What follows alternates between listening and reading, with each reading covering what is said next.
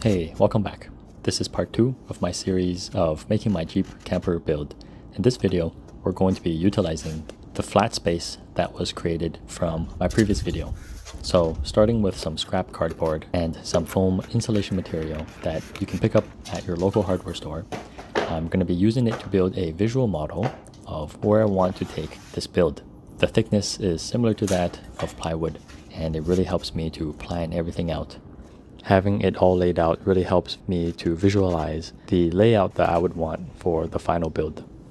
Make sure you hit that subscribe button because in my next video, I'll be making my first version of the build in a forest. I'll have my power station and power tools, and I'll be making the setup remotely. That's pretty exciting, so stay tuned.